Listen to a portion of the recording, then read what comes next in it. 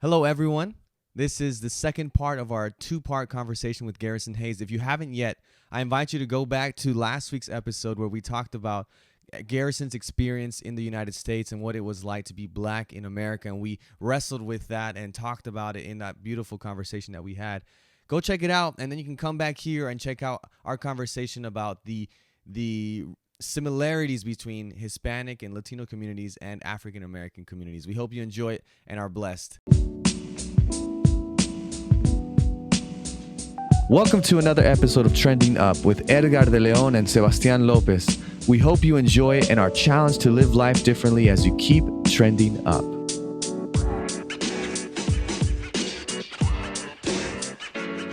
And it's something I want to get into concerning who are speaking and representing here, the Latino and Black connection. And I'll just start it out. The first question I have, and before I throw out the question to you guys, I just want to give the context. Where do we misunderstand each other, right? And as you guys are thinking, I think one of the biggest thing, me growing up in South Texas, Edgar, I don't know if you can agree with this or not, but my dad's Mexican. I disagree. Anyways. Okay.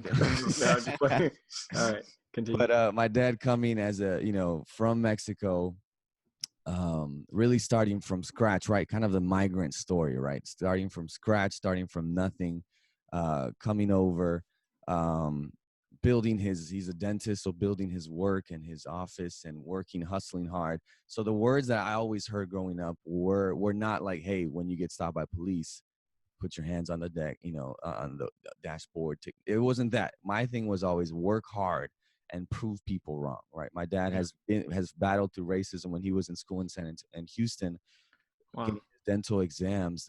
One of his teachers that was white didn't sign off on the dental work that he had done in order to graduate, and someone came and messed up his work. And my dad is very perfectionist. Yeah. And he had to do a whole nother year of dental school because someone had messed it up, and because this one teacher didn't. And then you look at his title, his doctoral dentist thing, and the one signature that is very extremely faint is this one teacher that did not like him because he was Mexican. He was probably the only Mexican. Maybe there was an Indian person or something. And so hearing that, gives me chills right now. But our mindset in my household, at least from my dad's perspective, is always like work hard and prove them wrong, right? You're here at a country that's not 100% for you. And so you need to prove them wrong by working hard. And so that's my whole mindset. I get to Southern and this is Zoe here, so I'm sorry. She's really wanting to say I get to Southern and, hey, Zoe.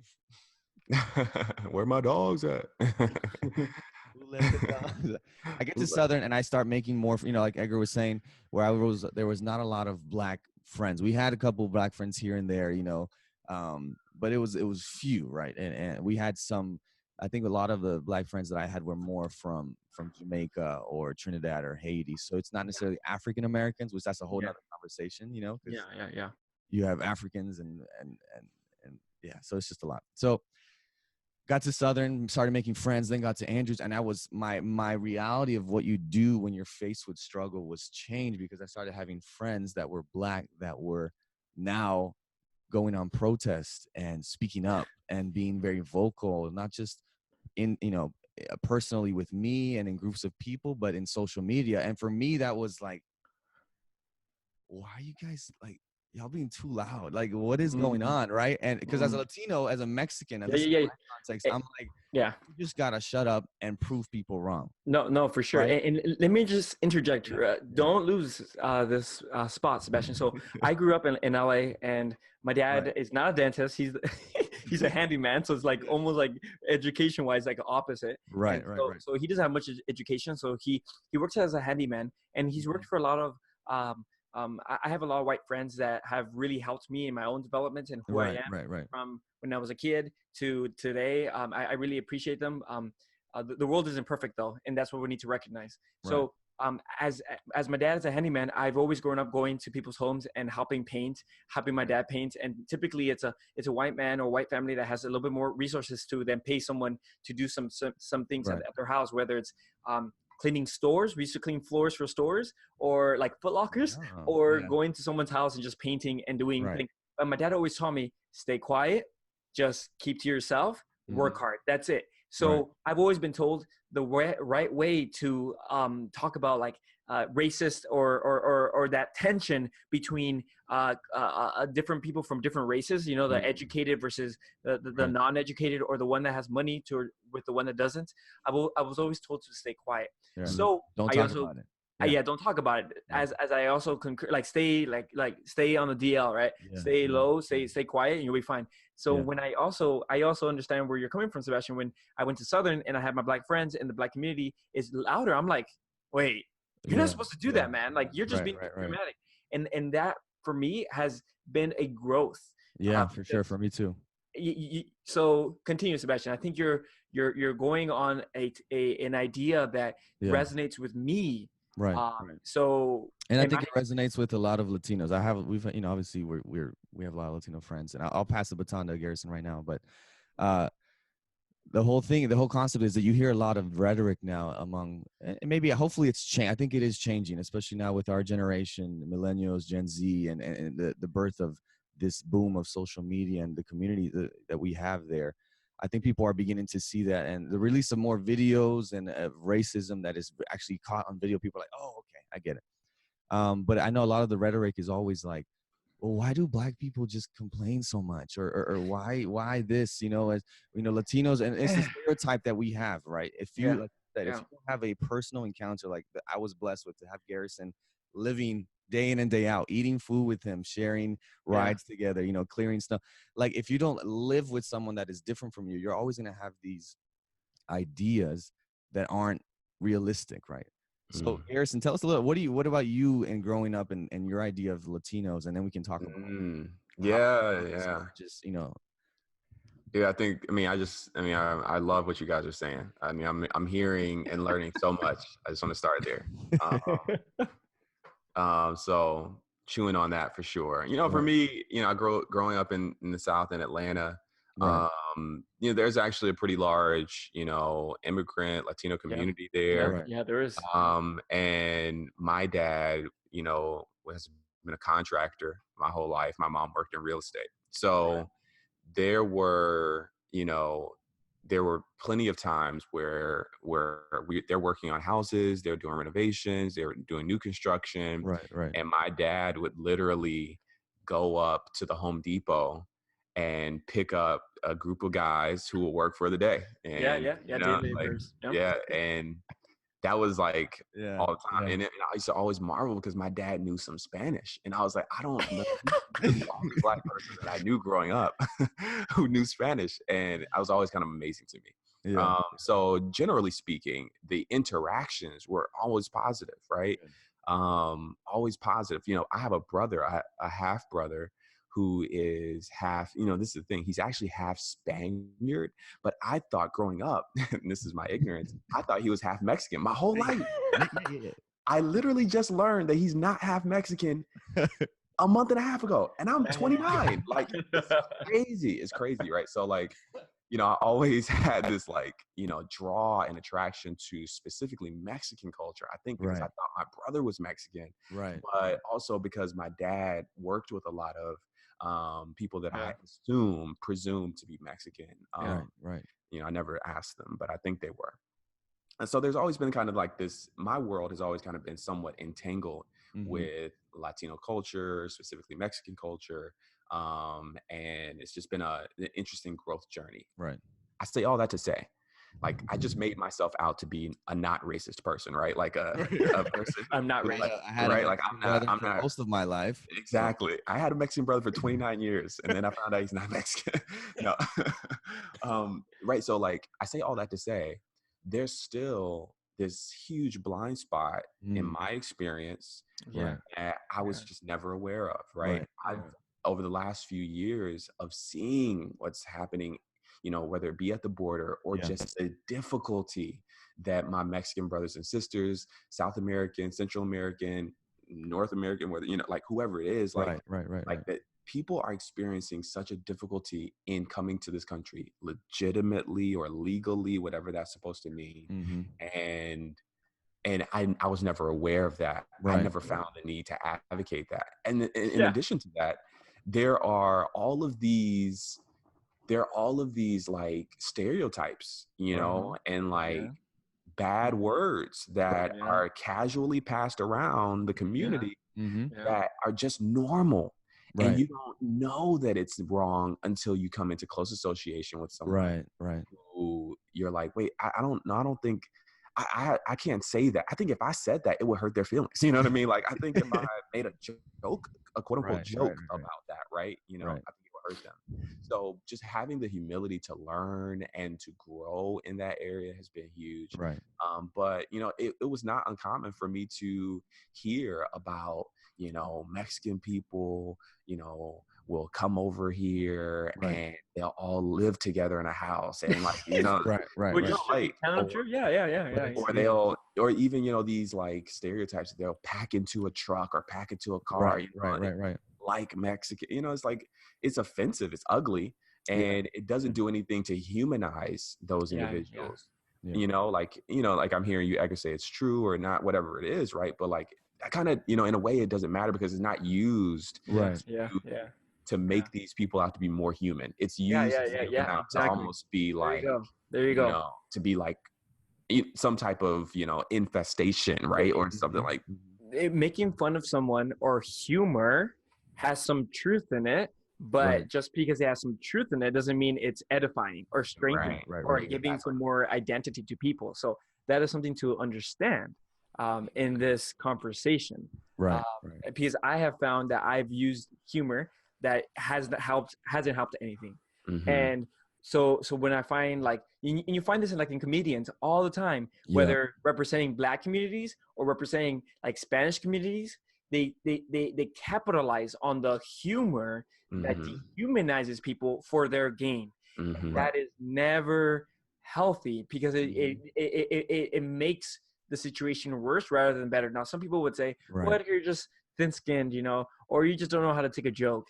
But I have understood that you can think something can be humorous but still be offensive. And we must capitalize on the offensive. So it's not about being not racist, it's about being anti-racist. So that really resonates with my idea. Yeah, exactly. And, you know, interestingly enough, you know, I think that, you know, as I think about kind of some of the tensions that exist between these communities, recently I learned about what this person called the African Americanization of immigrants, right? So the basic idea is that after 2, sometimes 3 generations, a Black immigrant family will essentially become African American. So the first generation of immigrants come over here, and this is building off of your idea that you just shared. The first generation of immigrants come over to America, and they work their behinds off, right? Like they're like, yo, stay low, work hard, prove them wrong by achieving, right? And like that's beautiful. Good. They're so good, right? Yeah. But then like the second generation takes those ideas from their parents usually, and they're like, this is great, I'm going to do this and I'm going to work really hard. But by the third generation or so, all of the negative ideologies that have been placed into the minds of many African Americans, that say like a Jamaican American or like maybe a Grenadian American, you know, so like a Grenadian immigrant, like maybe they don't have those same things working against them.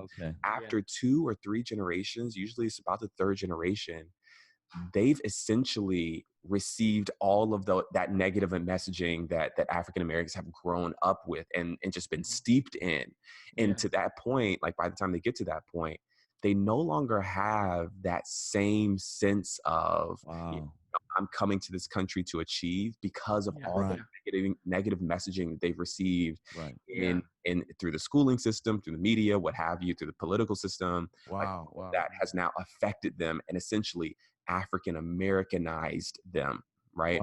And I imagine that for you know, in the Latino community, there's probably some similarity. There's probably some, you know, like the first generation, I know for sure. I mean, literally knowing you guys, you know, has helped me understand this. Like your parents are coming here and they are working as hard as they can, right? Yeah. And they've instilled, and I know how hard you guys work, right? Like they've instilled a work ethic inside of you two specifically, and I can imagine that this is almost universally true. Yeah. They've instilled a work ethic inside of you that has propelled you to get master's degrees and be high achieving, high functioning individuals in society, right? Right. The risk is that your children, however, will grow up in a system that's just a few steps removed from that ambition, from that sense of purpose. There's no urgency anymore because you've already, in quotes, made it. And you've assimilated, you're part of, this is who you are, right? And the risk is that your children won't experience that same level of purpose. Right. Now, I say all this to kind of point to a couple things. One, it's only a matter of time before immigrant families become American families. Right. And the very things that a lot of immigrant families criticize about American families, right? They are susceptible to those things. I know that, within the Black community, there is a tension between immigrant Black people, whether they be from Nigeria or South Africa, wherever it is, right? Zambia, Zimbabwe, whatever, or whether it be from Grenada, Barbados, Jamaica, there's a little bit of tension because those people who make it to America, who take the long flight to get here and start a new life for themselves, they are motivated. And then they look around at all these African American people and they're like, how come y'all aren't motivated to get this money and to get this, to achieve the way that we are motivated, right? So then there's this like judgment, right? There's this judgment of like, what are you doing here? Like, you're wasting an opportunity. Don't be like them. That's what they tell their children, right? And they don't realize that in just a couple of generations, your children will have received all of the impeding messages, and they will be burdened by all of the systems of oppression that have held African Americans back in this country. So just recognizing with humility that it's not some inherently inferior, it's not some inherent inferiority inside of African Americans that cause them not to achieve like immigrants, right? It's a fact that there's a system designed to keep us in our places, and that burdens the minds of Black people.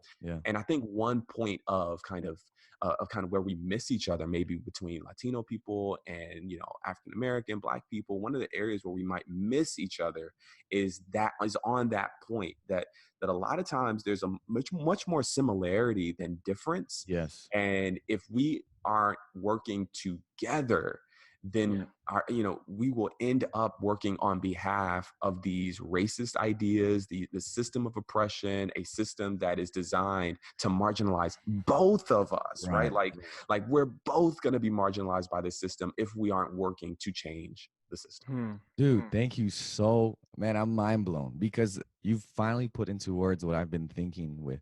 But I appreciate it because that's you hit it on the head, like that idea. And I see it so much, like we have so many, I'm sure, Edgar, you have friends too, but I would be a first generation, I guess, born Latino. Yeah, same here. Yeah. And there's already a lot of my friends that don't speak Spanish, right? It's the whole idea of like, you're already losing your Mexicanness or your Latino-ness. And I'm sure like your Blackness, you're losing your Africanness or your Trinidad, and it's so true. I can already see that because you even see lots of times if how going to the political realm, how your voting changes the longer you're in the U.S., right? When you get here as an immigrant, you're always going to be voting for pro-immigrant stuff, things that were going to help you get by. All right, we need the best. We need to get by. We need insurance that will help us because we have nothing. We need funds or whatever it is. But the longer you get here, the more you establish you are in the American dream, right? The more you begin to like, I don't need to work as hard because I've made it. And now I'm going to start voting for, I don't want people to come in and take the things that I've done, that I've worked so hard for. And I hear that rhetoric from Latinos, and I'm like, we were there literally, a generation or two ago, and now you're trying to deny someone the same rights that you got, but you don't want to give it to other people because you've already made it and you don't want it to be taken from that. So thank you for sure. No, for sure. So what we find is I listened to this podcast about from NPR about the transformation of immigrants as they think throughout generations. Right. So it resonates completely with your idea that immigrants then assimilate or go into the American culture, then don't let the other side have the same opportunities that they had because it affects their status or their situation. But it goes back to this idea: in abusive relationships, there's typically an abuser and an abusee. So what we find is the abuser abuses the abusee, but then when there's an opportunity, the abusee, if he can flip the situation and abuse the abuser, they will. So what we will find, though, we will find is that we don't want to do, abuser, abusee, and trying to have it like that. Right.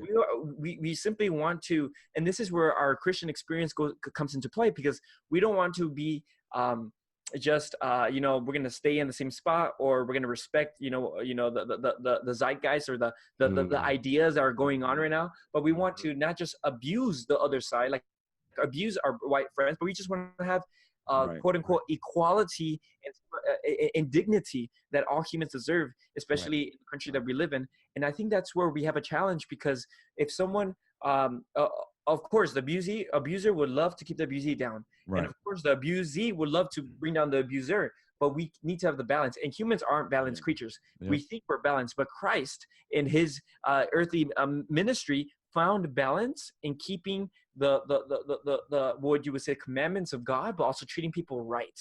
And I think that's where we need to go to Christ and say, look, we Christians, we follow Jesus. So because we follow Christ, we want to have that balance, yet people are going to struggle with it. And that's why we got to be there continuing, the push. It's an uphill battle, but we can do it together. We're stronger together than when we are separate. That's what I tell my church members. I'm like, look, don't stop coming to church because someone hurt you. Yes, they're wrong, but we're stronger together, not when we're separate. And that's what we need to be a unifying voice, but also recognizing that that's not always that.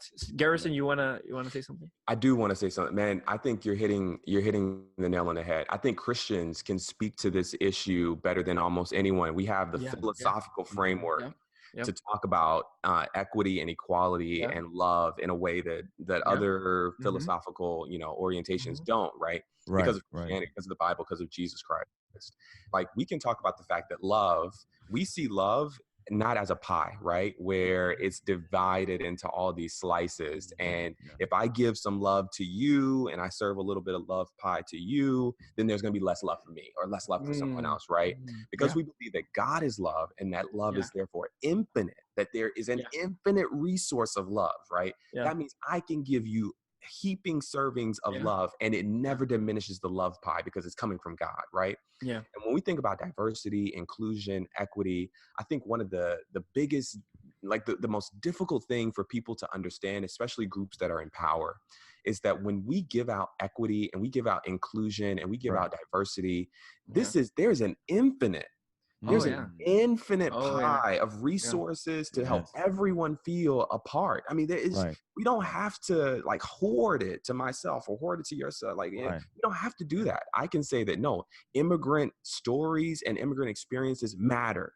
And Black lives, they matter, and we need to do something about the difficulty that these groups and this community, whether sexual orientation, we need to be able to give this stuff out liberally and freely. And I think to tie this in specifically with the conversation that we're having, I think we end up buying into unfortunately one of the things that white culture, in this country has kind of gone into, the groove that they've unfortunately been drawn into, is this idea that if I give you something, that means there's less of that same thing for me.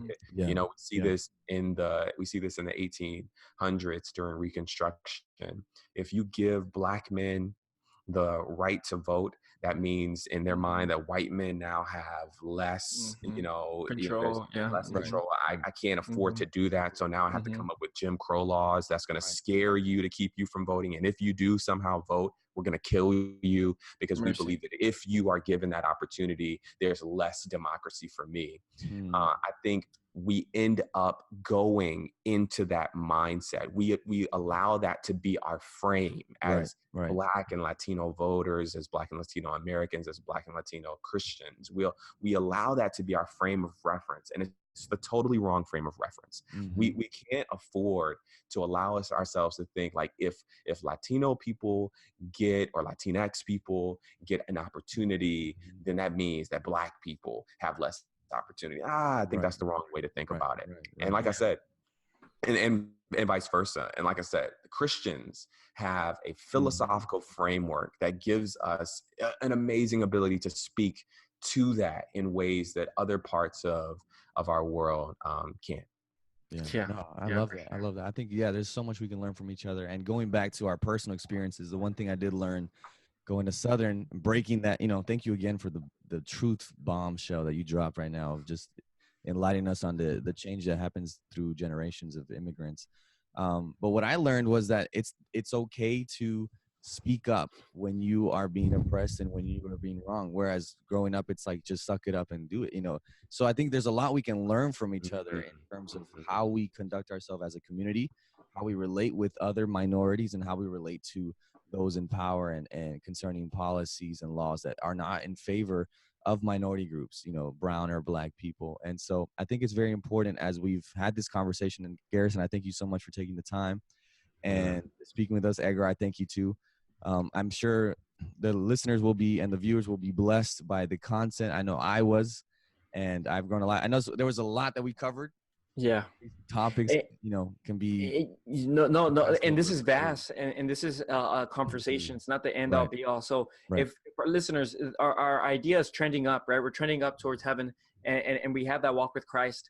And if you want to contribute something to this conversation, or you want to say, hey Edgar, or hey Sebastian, or hey Garrison, have you thought about this? Or I disagree, please get in contact with us, because this is where the Christian community has to have some kind of conversation, not just an echo chamber, whether you're this view or that view. Don't like you're quiet. So like, let's talk. And I think this is what's valuable.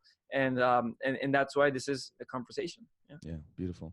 And as you keep having these conversations with others, we encourage you to look out for people that are different from you, to be able to talk to them, to have their story. Hey, be like, hey, Alex would always tell us when we were in summer camp, when I first met him, hey, tell me your life story. And I promise you, as you do that, as you spend time with God, as you spend time with others that are different from you, you're going to keep trending up. We love you guys. Peace. Thanks for joining us today. Make sure to subscribe and follow us wherever you get your podcasts. Please rate us and share our content. Learn more about us by checking out our website. The link is in our show notes. From us to you, muchas gracias, and always keep trending